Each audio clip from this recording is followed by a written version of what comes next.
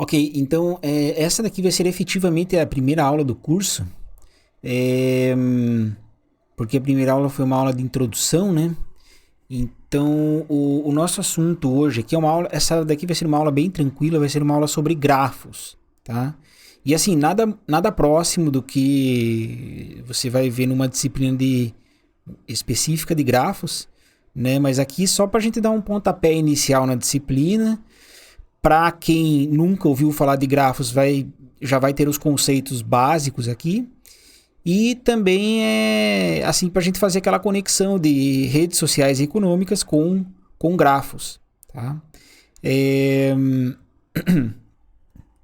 então, é, assim, os grafos, isso eu já falei até na aula de introdução ali, eles permitem formular propriedades das redes numa linguagem unificadora, né? É, então, assim, o que quer dizer com linguagem unificadora? A questão que você está trabalhando com diversas redes, às vezes parecem coisas diferentes, né? Mas aí a gente consegue traduzir isso para essa linguagem de grafos, tá? Então a gente consegue unificar todas essas redes diferentes aí, tá?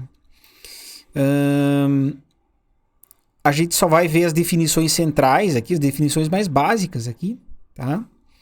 E também vamos ver algumas aplicações dessas definições. Então, então assim, um grafo, o que é um grafo? Né? A gente fala de grafo, mas vamos tentar dar uma definição um pouquinho melhor aqui. Né? É uma forma de especificar relações entre coleções de objetos. Tá?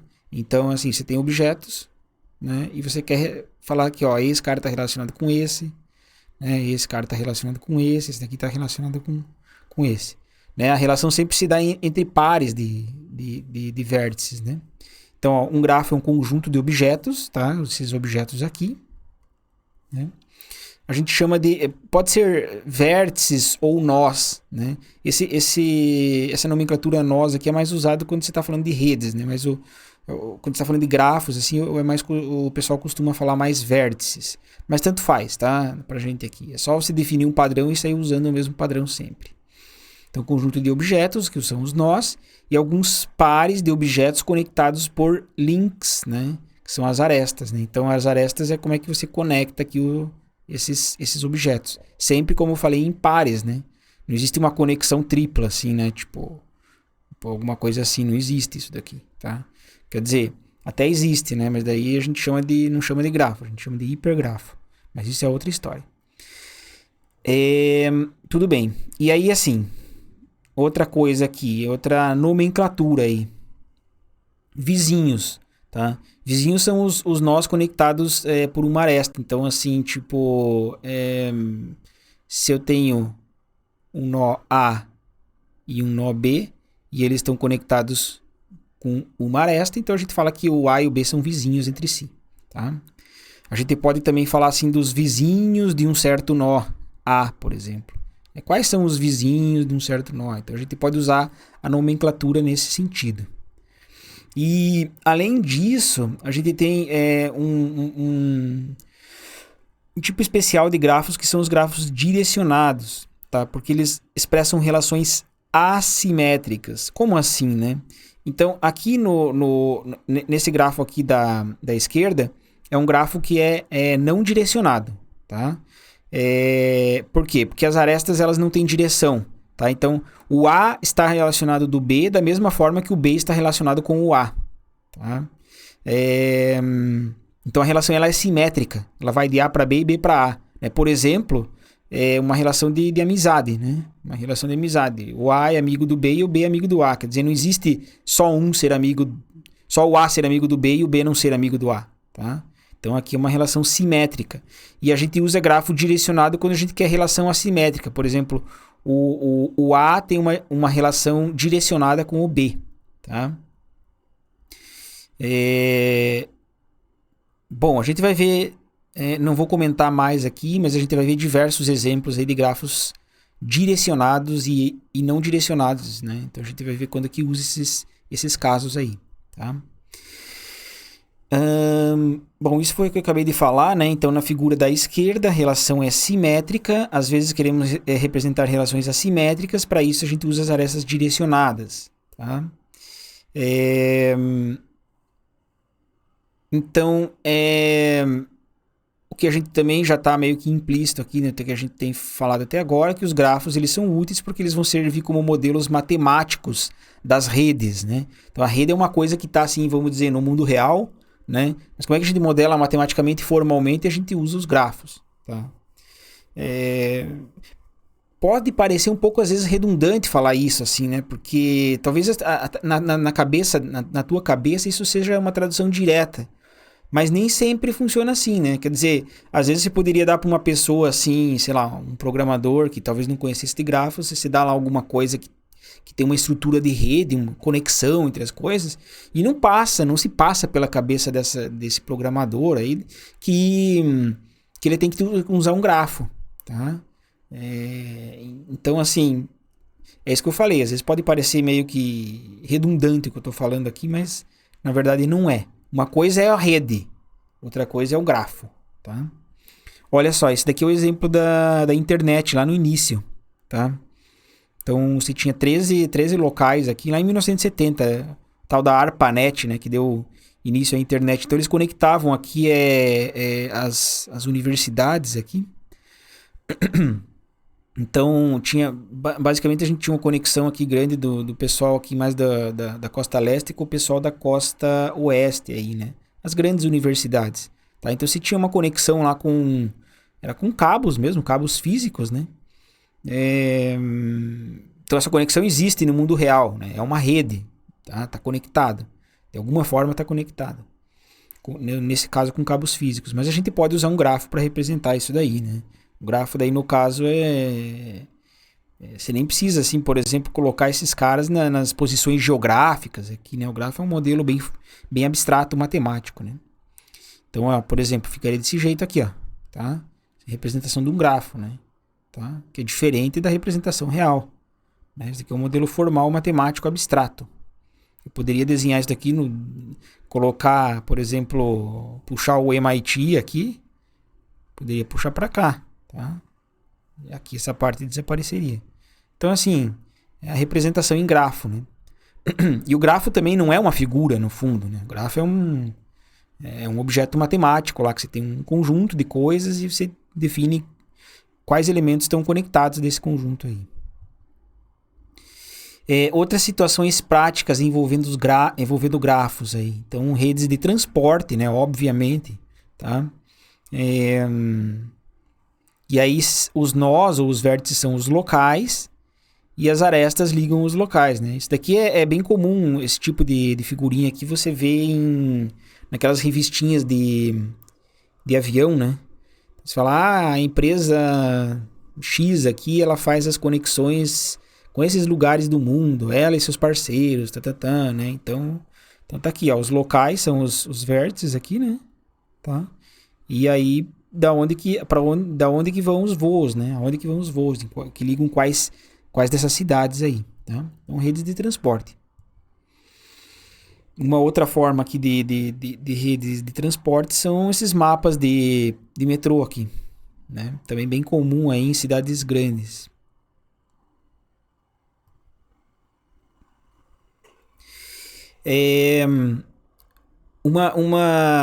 Um tipo de grafo bem interessante que existe aí são esses que a gente chama de DAGs, né?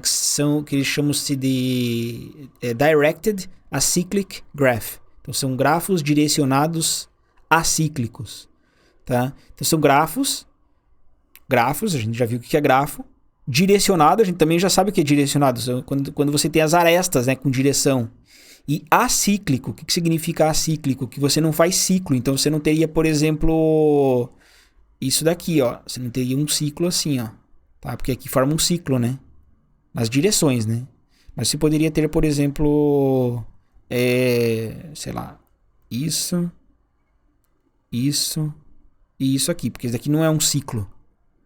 Tipo, ele é um ciclo se a gente não tivesse as direções, mas como a gente tem direções nas arestas, ele não dá para você ficar dando a volta aqui, se você seguir o sentido das arestas, tá? Por que esses DAGs aqui, né, os Directed Acyclic Graphs, são importantes? Eles representam assim dependência, né, das coisas. Então, por exemplo, dependência de tarefa, o que você precisa fazer É, é, tipo, o que você precisa fazer antes de uma determinada coisa? Se você tem várias tarefas, algumas dependem umas das outras, né? Então você consegue modelar isso como se fosse um DAG, tá? Um grafo direcionado acíclico. Ó, os nós vão ser as tarefas e as arestas direcionadas, né? Aqui nesse caso, indicam que uma tarefa deve ser feita antes da outra, tá? Um exemplo bem clássico assim é você pegar o currículo do curso, né? Qualquer curso que você for fazer. Um curso de ensino superior você tem, né? Então, por exemplo, ó, aqui você começa, sei lá, tipo, com esse Math 191 aqui.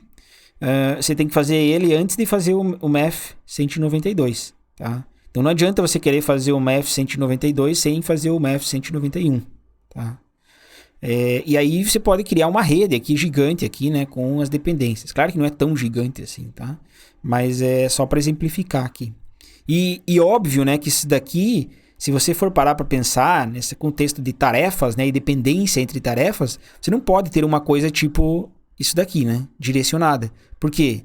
O que aconteceria, né, se o grafo fosse direcionado, né, um grafo direcionado, mas o acíclico aqui ele não respeita, né? Ele tem ciclo. O que acontece? Acontece que você não consegue começar.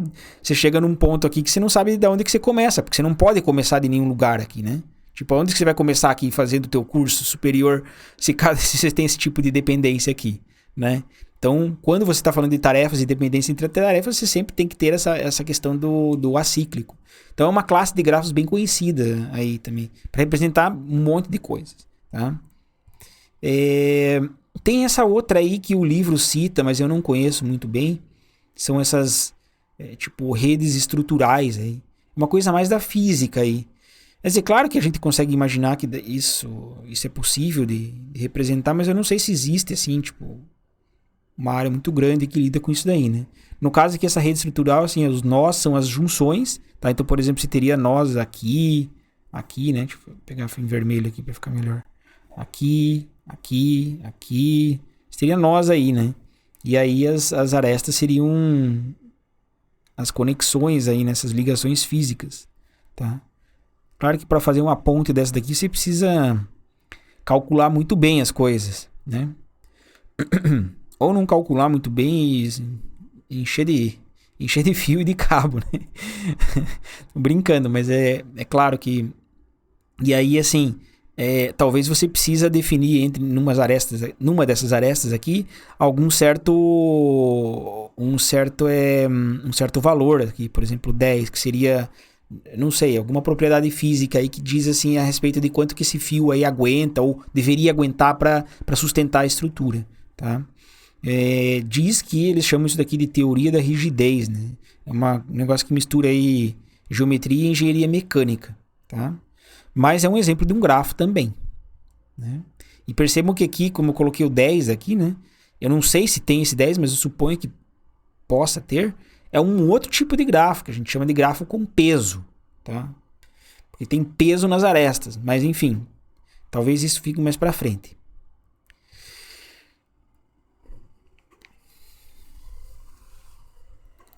Muito bem. Então, mais definições aqui, tá? Essa definição também bem famosa aí, bem simples, né?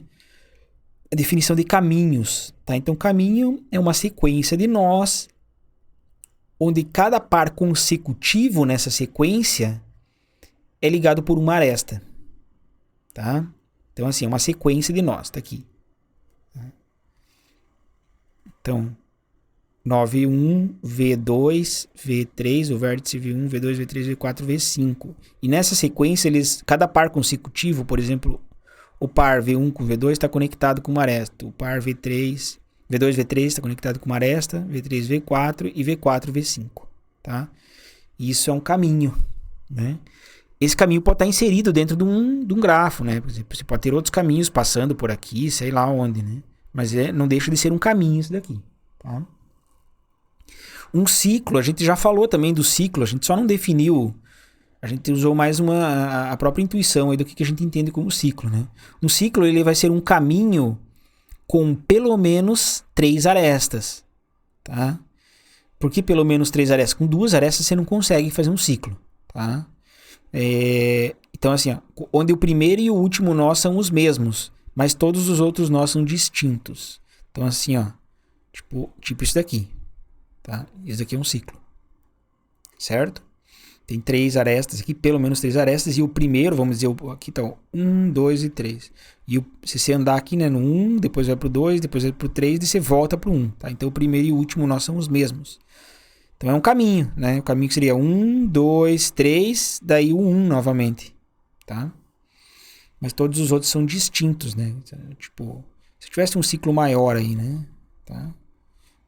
Então aqui todos esses carinhas aqui são diferentes aqui, né? Mas o primeiro e o último são sempre iguais, tá? Por que não dá pra gente ter com menos do que 3 arestas? Porque a princípio também, isso daí é uma coisa que a gente pode, claro que a gente é flexível o suficiente, mas a princípio nos modelos de grafos que a gente vai lidar, a gente não permite arestas desse tipo aqui, que são as arestas que a gente chama de paralelas, tá? Então, isso daqui não ocorre. Então, dado um grafo, é natural perguntar se cada nó pode chegar a qualquer outro nó por um caminho, né? Então, o que eu estou falando aqui? Basicamente, o que eu quero saber é se, assim, tem um grafo, eu consigo chegar de todo mundo para todo mundo, tá? Então isso motiva uma definição que a gente chama de grafo conexo, né? Um grafo ele é conexo se para cada par de nós existe um caminho entre eles. Então a gente tem que começar a aprender a ler esse tipo de frase aqui, né? Para cada par de nós existe um caminho entre eles, tá? Então para qualquer par de nós, por exemplo, se eu peguei um grafo aqui todo... Vamos ver, um grafo aqui que eu tô criando aqui, tá? Então, ele vai ser conexo se eu pegar, por exemplo, cada par, ou todo par, né, se você preferir assim, pegar, por exemplo, esse parzinho aqui. Existe um caminho entre eles? Tá? Não existe uma aresta, mas existe um caminho, né, que é o caminho que vem daqui até aqui. Tá?